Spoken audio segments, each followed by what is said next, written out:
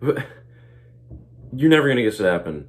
Cyberpunk 2077, the game that released 3 years ago to a glitchy mess, became one of my favorite games of all time. Now you might be asking, how did this happen? Well, I just have a little list of good things I liked about the game. So let's read them off. Night City, character customization, jiggle physics, Keanu Reeves, gameplay that makes you feel like an anti-hero, jiggle physics, basically a Telltale game, character relationships, jiggle physics, graphics, emotional story moments, jiggle physics, driving, joy toys, jiggle physics, boss battles, and cool weapons. Also, there's jiggle physics. All right. Let's slow down a second and actually talk about how Cyberpunk became one of my favorite games of all time. Cyberpunk 2077 has probably the most iconic gaming release of all time. Announced in 2012 and the first teaser trailer in 2013, yikes, and then we got another trailer in 2019. The gameplay trailer actually revealed, the gameplay and the story of Cyberpunk 2077. But the real gold comes from the interviews about Cyberpunk 2077, which showed how ambitious this game was. I think my favorite one is that you could follow around an NPC, and the NPC will literally live their life, start to finish, go to bed, and you could talk to them throughout it, which is just not true. After 15 million delays, the game finally released, and it was a glitchy mess. It was awful.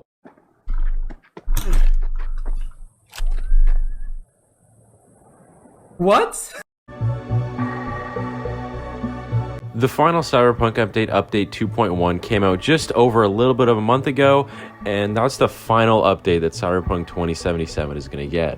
It means that Cyberpunk is fully fixed now, and I can actually start talking about the game and stop talking about the abysmal launch. Definitely the most memorable thing about Cyberpunk is Night City. Cyberpunk isn't just Earth in the year 2077. This is a world that they built. It was futuristic like this in 2023. It's this own world with their own problems. Night City is a city full of crime, and it doesn't just tell you that in some random cutscene. You can physically feel it in missions.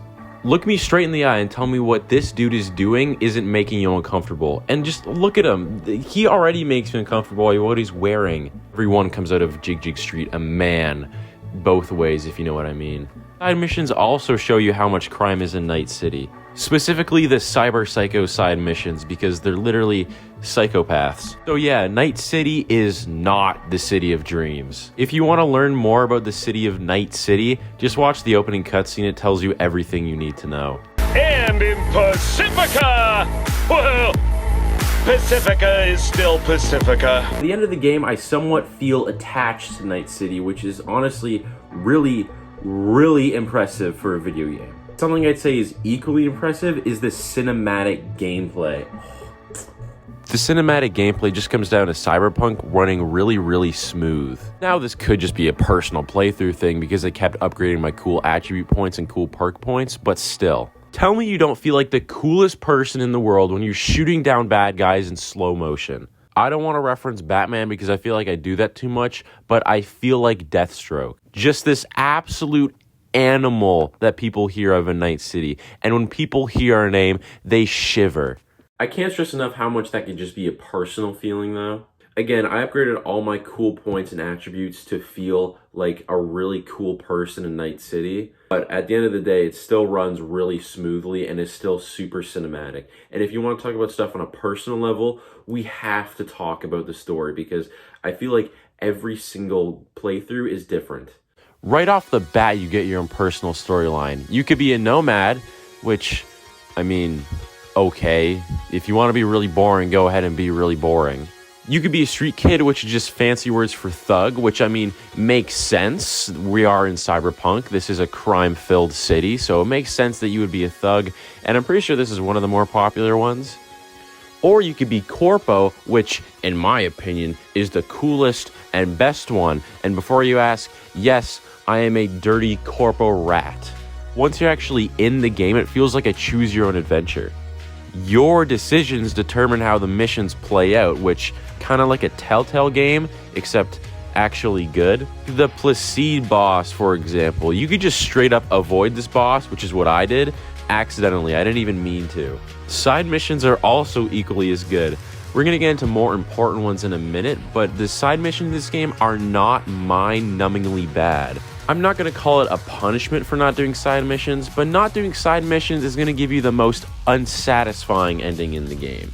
But if you're not doing side missions, what is wrong with you? Side missions are like a really big part of the game.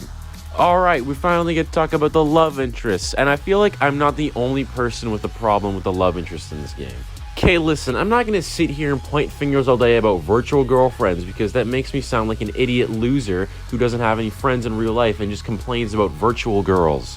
But Pan was my love interest in this game. Why? Because I had no choice.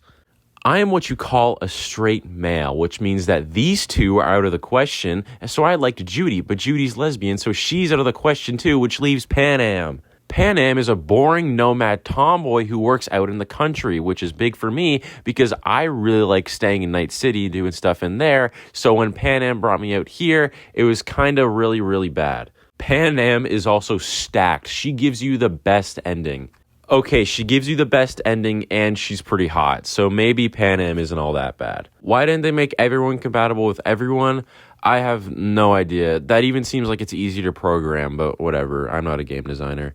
So I did just complain about virtual girls, which makes me sound like an idiot loser who has no friends.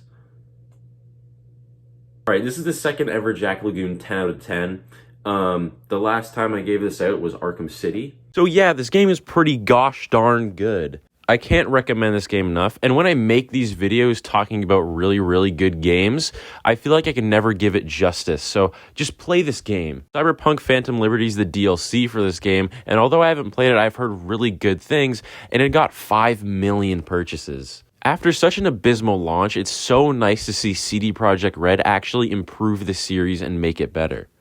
Most game companies would just try and forget that the game even happened, but not CD Projekt Red.